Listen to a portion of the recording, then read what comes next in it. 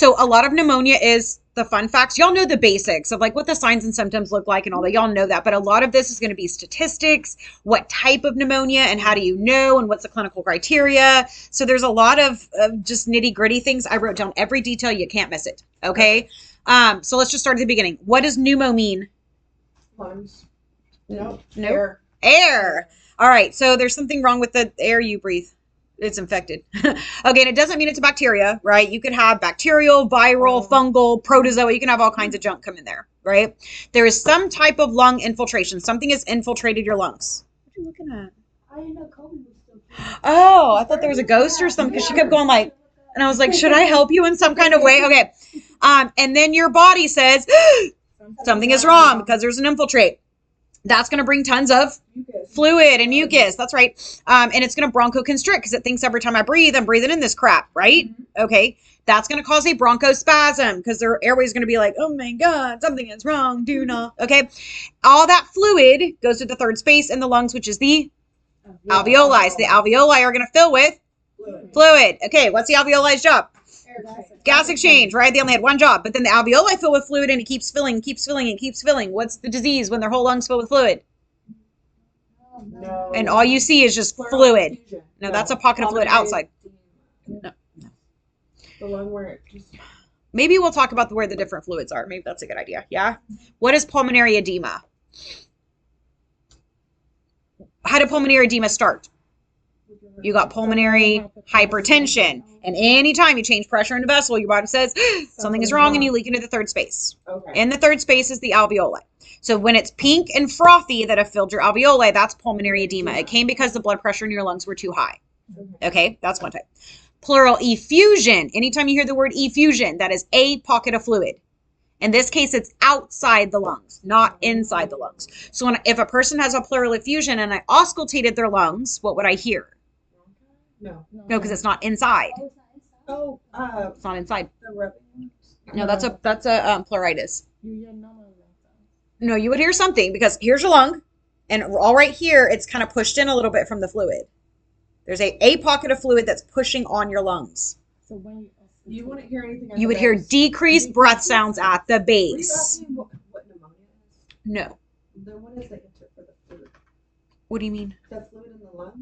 Oh, fluid inside the lungs? It could be a pneumonia. It could just be I mean, it could be COPD. It could be fluid in the lungs. Like just mean when that fluid sits there for a long period of time and it gets infected, that's pneumonia. Okay. So just because you have fluid in your lungs does not mean, oh, I'm sorry. What was the answer? The one where your whole lungs fill with fluid. Where your whole lungs fill with fluid. What is that disease? This is how all the COVID patients died because their whole lungs filled with fluid. We had to prone them, right? Sounds like what it sounds like what a pirate would say. It sounds like what? What a pirates would say. ARDS. Now you won't forget it. Okay, what does ARDS mean? Acute respiratory distress syndrome. That's where your whole lungs say something is wrong and the entire thing fills with fluid and then you drown in your own fluid. Right? Now, the lungs, do they have a lot of blood flow? I would hope so. Yeah. So if you have an infection in the lungs and all your blood goes through your pulmonary artery into the lungs and then into your heart and then into the rest of the body, what are you at high risk of? Sepsis. Very high risk of sepsis from pneumonia. Okay. Okay. All right then.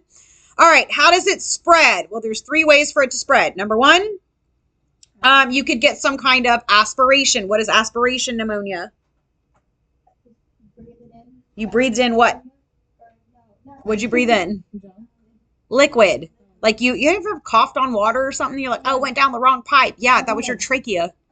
Oh, and that's why you cough so much. So if some of that liquid actually gets into your trachea and goes down into your lungs, and then it sits in there for a long time, you can get aspiration pneumonia. Now, obviously, water doesn't usually cause that, okay? But if you were feeding the patient orange juice, now think how orange juice feels sitting in your lung. It would probably burn, and it would cause an infection pretty easily. It's not like a drop. Like, is it a one-time thing? Aspiration is a one-time thing. No, like if you aspirate. Oh, no, it can happen just from one time. It can happen if you go into the pool and you accidentally breathed when you went into water. That can go in. That's an aspiration too because you breathed in water and that pool, all those pool chemicals can cause a massive inflammation. Do you understand what aspiration pneumonia is? Yes. Number 2 way to spread is for you to inhale it. What are the most common bacteria that we see for pneumonia? Starting with infants. Oh, pneumococcal. Okay. What about school-age kids? Oh, It's the bacteria that causes walking pneumonia. It starts with an M. mycoplasma. Mycoplasma. Mycoplasma. No, almost said tuberculosis. Nope, it's not that. Okay, don't worry It's about my it. okay. Well, it's gonna bother me. I'll get back to you. I'll get back to you. What about in older people? Oh, Again, it is pneumococcal. Pneumococcal. Okay. So that is inhalation. You breathe in somebody's infected drops or what have you. Number 3 is hematogenesis or hematogenous. What do you think that is? That is like the opposite of sepsis. Okay. So what I mean is with pneumonia, usually you get an infection in the lungs, the blood picks it up and then it goes everywhere and you get sepsis. This is where you have sepsis and then it gets into your lungs. Oh, in your lungs. Oh. You see what I mean? So it's spread through the blood and the blood goes all through your lungs. So you got an infection in lungs. All right. Biggest risk factors for pneumonia is if you're a smoker, pollution, if you have chronic diseases like COPD or asthma. Good. If you're on immunosuppressant drugs like, Oh my God. oh, y'all may not know any yet. No. Y'all haven't learned that yet. Never mind. If you're malnourished, y'all see malnutrition is a big risk factor for respiratory issues. Have y'all seen that? Aging, of course. What are enteral feeds? Like feeding into the tube. From a tube that goes into the GI system, which would make sense because you have a tube somewhere in here that is giving you liquid feeds. Okay. Any neuromuscular diseases like what? Multiple sclerosis, ALS, Guillain-Barré. Yes. Anything that causes your, did you say diabetes? Okay. Moving on. If you already have a URI, what's a URI? Upper respiratory or any kind of viral illness, then your body says something is wrong and you're going to bring fluid to that area. Now, most of the time we cough and we get rid of all the fluid and it's no big deal. If that fluid sits there for 7 to 10 days because we take no, what do you take for a cold? You get a cold and you're hacking up a lung and you got the sniffles and whatever. People take, yes, which has cough suppressants in it. And so they suppress that for 7 to 10 days. What do you think your mucus does being suppressed at the bottom of your lungs for 7 to 10 days? Yeah, it's like it's an infection. So that is why never, ever in nursing school, unless I specifically tell you to, never pick to use cough suppressants. Okay. Now, do we use expectorants? Yes, because those help you to get it out. Or mucolytics. What's a mucolytic? Kind of like break it down. Yes, break down the mucus. Those are good, but never, ever, ever. There's only like two times in all nursing school, and I'll tell you when those come. So for now, I just want you to know, no, never. Okay. No, never. If you overuse antibiotics, what will happen? Resistance. And then you can have these little bugs that start as nothing, but then they develop into something real nasty. Yeah? Okay. This is the part you're not going to like me for. There are 1, 2, 3, 4, 5, 6 different types of pneumonia. I'm not even talking about bacteria. I'm talking about how they describe the pneumonia. You have to know the criteria and have to be able to pick the correct type of pneumonia. Okay. This is like that kind of crappy nursing school stuff that you will never need after you graduate or after you take the NCLEX, right? But you have to know for this. So the easiest one is community acquired. Where'd you get it? From your neighbor Betty. Okay. Betty done gave it to you. So it has to occur outside the hospital or within 2 days of hospitalization. So either you were just, out living your life and you got a pneumonia, okay? Or you got admitted for something else. You broke your leg and then the next day you get pneumonia. You had already had it brewing. It can't develop that fast. You see what I mean? Mm-hmm. Okay. The most common here is going to be strep pneumo. That's a strep pneumococcal. Mm-hmm. Okay. Opportunistic. You guys know what this is from our HIV patients. Mm-hmm. Yeah. So those are bacterias. Yes, those are bacteria that you normally would not expect to see in a healthy immune system individual, but you do see in our HIV patients. If there is a bacteria that you've either never heard of or sounds super weird, or you're like, that is foreign to me, it's probably opportunistic because they're random ones. Like the most common one is Pneumocystis jirovecii or Pneumocystis carinii are the two biggest ones, or CMV. Do you remember what CMV is? Cytomegalovirus. Very good. Cytomegalovirus. Do y'all ever just sit here and feel smart? Y'all really should. Okay. All right. Next type is called hospital-acquired ammonia. Guess where you got it? Pneumonia. In the hospital, but it has very strict criteria in order to do that. Because if you've been in the hospital 1 day, what type of pneumonia do you have? No, community acquired, right? Yes, which is probably from stroke pneumonia. All right, hospital acquired has to occur after 48 hours of admission, because that basically means now I know you did not come in with it, right? If it's been more than 48 hours, it hasn't been brewing that long. You see what I mean? All right, and then there's VAP. What is VAP? Is this a type of pneumonia? Uh-huh. It's a type of hospital acquired. Oh, This is very, very testable. is it Yes, ventilator? ventilator-associated pneumonia. So your patient is intubated, and now they got the pneumonia. And that has to be after 48 hours after intubation. Because, I mean, if they're needing to be intubated, chances are they probably already had pneumonia. You know what I mean? Mm-hmm. Okay. HCAP. Does anybody know what HCAP is? Okay. It's healthcare-associated pneumonia. Now, listen, this is really crummy. Okay, so look what I did right here. I'm not crummy, they're just crummy.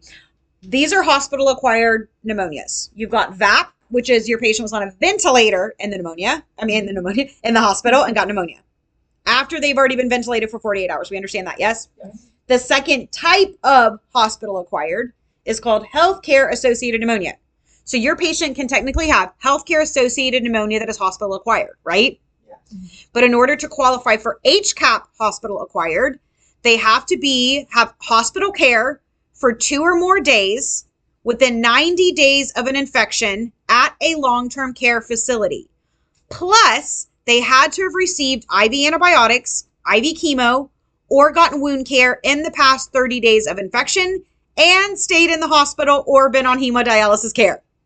If they meet that criteria, yes. If it says and, it has to be, or it has a plus, it has to meet that criteria. If it says or, it could be either or. Like, plus they stayed in the hospital, they had to have had a hospital stay, but it could have been a hospital stay or hemodialysis 3 times a week, basically.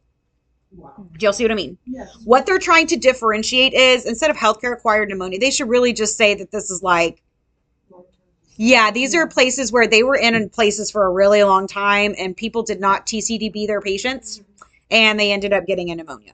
You see what I mean? Okay. All right. The most common types of pneumonia for hospital acquired, Pseudomonas. You all know Pseudomonas is one of the most common hospital acquired infections for pretty much anything. Yes. Wounds, pneumonia, everything.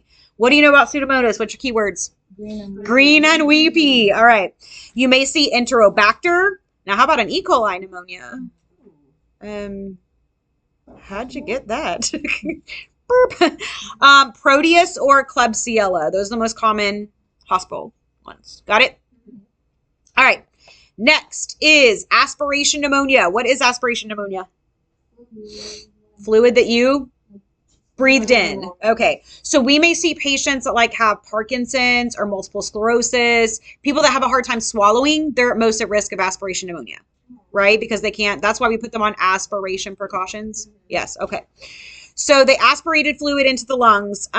Most at risk for short term would be patients with decreased level of consciousness. And that could be anything from like they're on heavy duty opioids.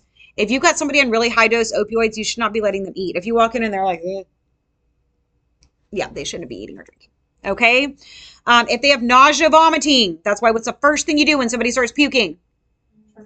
Sit them upright so that they don't aspirate. If they have any kind of impaired swallowing, if they have a history of seizures, remember, because they can aspirate on their own spit during a seizure, or if they've had a stroke, because when they have a stroke, they have Dysphagia. yes, and hemiparesis. So one half is weak. And this is for short-term risks? It's for what? Right here. Risks, yes, risks for aspiration. Seizure and stroke. So each one is divided out into a cloud. Yes. She was talking about stroke. Oh, sorry. What No, about you it? said the risk is for short-term something? The risk is for sure. Oh, yeah. Like longer term people would be like, if they had a stroke, that's long term, obviously. I mean, it could be long term level of consciousness decrease, or it could be short term, either one. All right. They must start empiric antibiotics ASAP. What are empiric antibiotics? They are not broad spectrum. Huh? You start getting the culture back. You start before you get the culture back, and it's your best guess. You usually start on 2. One that is gram and one that is gram negative. So that way we cover both. They're not broad spectrum. They are narrow spectrum, one for positive and one for negative. The narrow spectrum? Yes. Are there certain ones that they normally use? Or Bank and Gent. Oh, Bank and Gent. Okay. We a lot of times use Which? Vangent. But you do also have to use, I mean, those are pretty big ones. So you would also have to take into consideration the age of the patient. What's the most common bacteria? What? I don't know. They're looking at the building. Kind of weird. Okay. Yeah, you would have to look at the age of the patient. What do I think the most common bacteria is for this age group, right? And then treat it that way. We don't want to over treat. Like if I can treat them outpatient, I'm obviously not going to put them on banking gent. Like that would be for a severe infection, right? All right, next page. Why Yes. I said broad spectrum, I thought broad spectrum covers a whole wide range. It does. I don't So- want to do that Oh. because pneumonia only has a certain bacteria that I need to So cover. you- Oh, this is Like, for you're treating pneumonia. the symptoms. But what for like bacterial infections in general? Broad spectrum does mean that the antibiotic does cover a lot of bacterias. So if the patient comes in with a bacterial infection, would you start them on broad spectrum? I probably would not start them on broad spectrum because I know what type of wound it looks like. So if it's like, let's say, because a broad spectrum would be like penicillin, but if they came in for a wound, I am not putting them on penicillin because chances are there could be an MRSA. So if that's the case, I'm not going to put them on a penicillin. I don't want a broad spectrum. I know what can be included in that wound, and it's probably staph or strep. Knowing that, I'm going to put them on either Bactrim or Clinda. You see what I mean? Yeah. So broad spectrum are not very good to use because they do cover a wide variety of things, but we know more than that. We can differentiate what kind of bacteria we think it is and get a little bit more specific. Okay? Can I try that out? Because they can consider it antibiotic resistance too, right? If we keep giving broad spectrum every time, your body's like, I've seen this a million times. That's what happened with penicillins. They are very broad spectrum. They treat a lot of different things. So people are just throwing penicillins at everything and now they hardly ever work. You see what I mean? So you always want to match up your disease with your antibiotic, right? All right, let's look at signs and symptoms. Y'all should know all these already, right? Signs and symptoms of pneumonia. Cough, fever, and chills is the big one. It always comes with chills. Dyspnea, tachypnea, wheezing, tachycardia, crackles. What is pleuritic chest pain? That's when it hurts to breathe in. It hurts to breathe in because it hits your pleural cavity. Purulent sputum. What does that mean? It has red, blood in it. Purulent sputum. Yes. No. But what does purulent mean? Pus. Oh, pus. Purulent means pus. So your sputum is pus? Yes.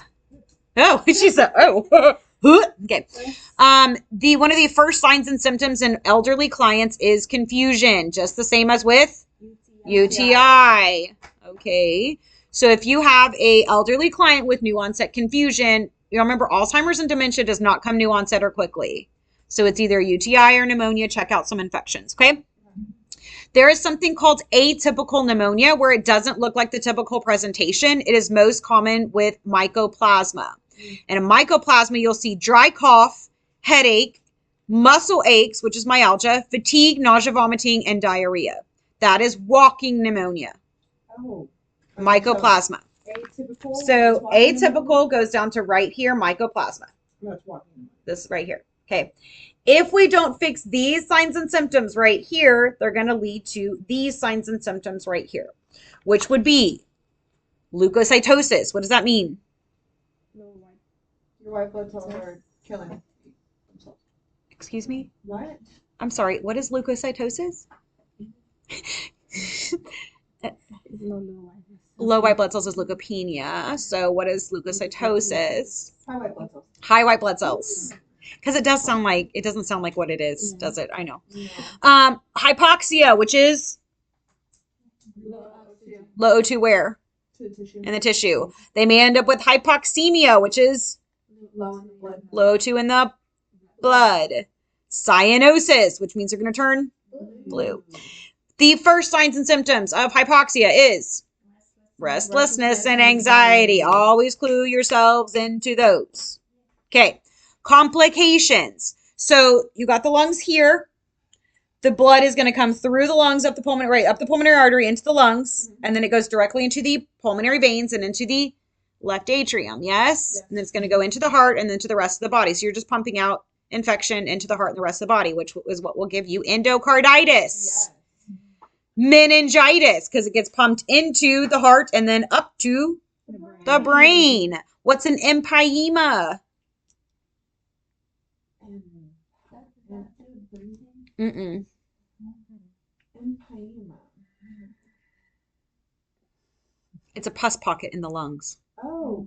They have to actually go and aspirate it, suction it out. What is pneumonia with pus?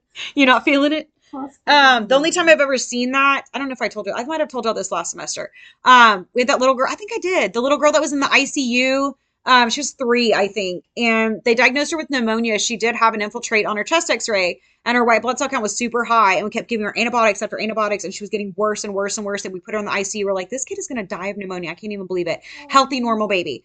So one of the doctors was like, nah, let's go in and do a bronchoscopy. Let's go in and look and see what's going on in there. So they went in there, and they found an empyema, a big pocket of pus, and when they went and dug through it, they found an earring back. She had aspirated an earring back, which was then caused a big pocket of pus, and that's what was causing the issue. They cleaned it out. They got the earring back out. They cleaned out all the pus, and she lived. Wow. I know that's something.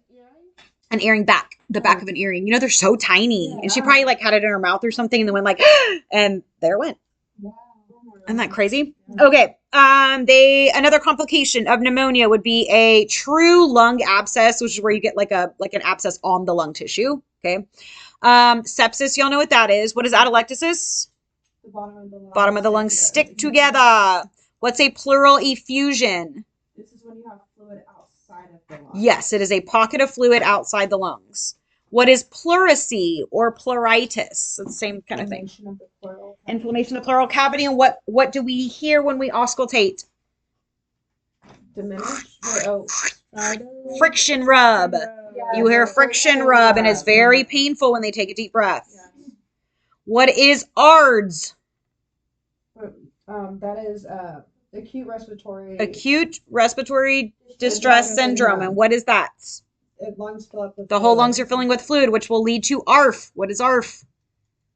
Respiratory failure. Acute respiratory failure. How do you know they're in true respiratory failure? Maybe they're. Your lungs have one job. What is the one job of your lungs? Can't breathe in. Gas exchange. Gas exchange. Which gases? O2. Oxygen and CO2. So how do you know that those have failed? ABGs. Yes. So your PaCO2 would be greater than 80. 55. What's a normal PaCO2? No. 100. No. 35. 35 to 45. PaCO2 normal is 35 to 45 CO2. Okay. So- PaO2. Oh, I'm sorry. So in respiratory failure, their PaCO2 would be greater than 55 and their PaO2 would be less than 60. That's the criteria, the clinical criteria you have to meet to say your lungs have failed at their one job. Do you understand? Okay. All right. They can also get a pneumothorax. What's a pneumothorax? It's whenever you get it from a trauma, you have like your Air? lungs, yeah, air in your lungs. Because pneumo means air. Thorax means Lung. that does not mean lung. The cavity. Chest. So where do you get air? In your chest. That causes your Lungs lung to collapse. Very good. Very good. All right. So how do we diagnose? I will tell you. We're going to get a history, physical exam. We're going to do a CBC, and I would see leukocytosis. What is leukocytosis? High white blood cells. High white blood cell count. What's a normal white blood cell count? 100. Oh my God, they would be dead. No. Y'all. I don't know. Y'all way too far along in nursing school to be acting like that. That is platelets. Oh. 12,000? 10,000. Okay, 6 to 12. 6 to 12 is normal. Okay, so white blood cells is Y'all. 6,000 to 12,000. What the holy... Okay, if y'all do not know your labs backwards and forwards, you need to go do the video on YouTube that goes through the CBC. But it is 6,000. It is 6,000 to 12,000, but on a CBC, it will say 6, right? Because it says times 10 to the 3. That's how it comes on the report. And CO2 is 35 to 45. Yes, CO2 is 35 to 45. All right. We will do a chest x-ray in which we will see an infiltrate or a consolidation. So when you look on the chest x-ray, there's like a thing. Oh. No, it's not a hole. It's like looks cloudy. It looks cloudy in one Oh, spot. yes. That's called a consolidation or an infiltration. But what is the only way to definitively diagnose any bacteria? A culture, a culture, a culture. How do you collect a sputum culture? First thing in the morning. First thing in the morning, you have them sit up with their legs hanging off the bed. You're going to have them take 3 deep breaths. Make sure their mouth has been rinsed out so that you don't get any of their biscuits and gravy inside your cup. And then you're going to teach them the huff cough technique. What was that? Breathe with your and make yourself, and then whatever they cough up goes into the cup. The inside of the cup is sterile. You with? Okay. We are going to draw blood culture. Why am I going to do that? Rule out sepsis. Yes. Usually their SpO2 is less than 95%, and that's fine. I would expect that. Okay. Also, don't let them fool you on fever on this one. Okay. They'll say, like, you have 4 respiratory patients. Which one are you going to go to first? It's like a patient who has been diagnosed with pneumonia, who has a fever of 101.3 with chills and an SpO2 of 95%. That's totally normal for that patient. Okay. So I ain't doing nothing. I'll be like, oh, you doing pretty good, sis. Okay. All right. ESR and CRP are going to be elevated. What do those tell me? Markers of inflammation. On ABGs, their PaO2 will be less than, they're not in failure. Their PaO2 will be less than 80 and their PaCO2 will be greater than 45, right? Because normal is 35 to 45. Okay. All right. How do we treat it? Well, we have to figure out what's in the sputum culture first, right? If it's bacterial, we treat them with antibiotics. If it's viral, we treat them with antivirals. Remember, antivirals can't kill a virus, right? Because viruses aren't alive. What can they do? Prevent replication. So you have to start them within the first 48 hours. We can give IV corticosteroids if there's a lot of inflammation. If they're not wheezing, we don't need it because not every patient with pneumonia wheezes. If on an exam you have to choose for pneumonia between wheezing and crackles, what would you choose? Crackles. 100% of people have crackles. About 60% have wheezes. Okay. We may give bronchodilators. Give me an example. Oh, shit. Hold on. Okay. Wait, I'm going to do this. You may give bronchodilators. Give me an example. Albuterol. Yes, that is a SABA, albuterol. Okay. You may give an expectorant. What do we say the expectorants do? Make you cough it up. Make you cough it up. Or a mucolytic. What does that do? Just going to break it down. Thins out the mucus. Okay. We can give antipyretics. What are those? Stop the fever. We can make sure you do not ever give cough suppressants. And then we need to match the culture to the antibiotic. In the meantime, we can give empiric antibiotic therapy. No. Yes. But we'll double cover narrow spectrum. We do a positive and we do a negative. Okay. All right. Acute treatment. We are going to sit them upright. Put them on a pulse ox. Auscultate their lungs. So we need to start IV fluids and IV antibiotics if it's bacterial.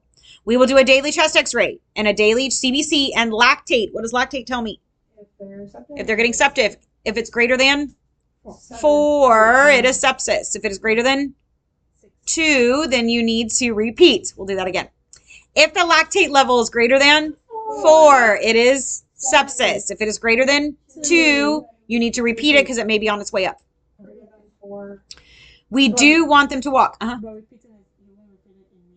So greater than No, like in an hour. Greater than 2 is what? Greater than 2, you should repeat it in an hour to see if it's trending up. Okay. So does it have a normal time? Less than 4. Where do we get 7 from? I'm not sure. I don't know. Hemoglobin less than 7, we transfuse. I don't know. Encourage ambulation. We do want them to get up and move. We got to watch the respiratory status. What precautions do you use in PPE for pneumonia? Airborne. Oh, this is awkward. Respiratory. There is no respiratory. Wait, You have to contact. match it to what type of pneumonia they have. Oh. So if they have TB pneumonia, what kind of precautions would you use? Airborne. If they have influenza pneumonia, what would you use? Droplet. If they have MRSA pneumonia, what would you use? Contact. You see what I mean? So you got to match up the culture to your precautions. In the meantime, most of the time we just go on droplet and contact until you get the culture back. Remember, there's nothing that's airborne. All rashes are airborne. TB is the only exception. If you think they have TB, then you should be wearing an N95 and have airborne precautions. If you think it's any other pneumonia, then we just do droplet and contact until we get the culture back. Okay. All right. We are going to TCDB Q2. Yes? Yes. Always. Yes. Daily weight, small frequent meals. These are things I always tell you to pick. Yes? Mm-hmm. They're going to go on aspiration precautions. What is included in aspiration precautions? Sit the patient up. What do we do to the liquids? Thicken the liquids. Who can feed an aspiration precaution patient? RN only. What can they never use? Straws. Okay. All right. We are going to use the incentive spirometer. What do you do to the incentive spirometer? You do not blow in it. You suck in, because what are we trying to do? Open. Open the, what'd you say? Oh, that's what I thought you said, and then what? Oh, now I get it. Okay. I'm stupid. You're smart. Okay. Pulmonary toilet. What did we say that was? Everything. That's helpful. Thank you. What's included in pulmonary toilet? Oh my gosh. Oh my God, we just covered it. This is where the Percussion, CPT, postural drainage. Yes. What is the huff cough technique? All right. To prevent, if they give you a select all that apply, what will prevent pneumonia? Yearly flu and pneumococcal vaccine, especially over age 65. Oh my gosh, sorry. All right then. Very good hand washing. Do not do cough suppressants. Do not smoke.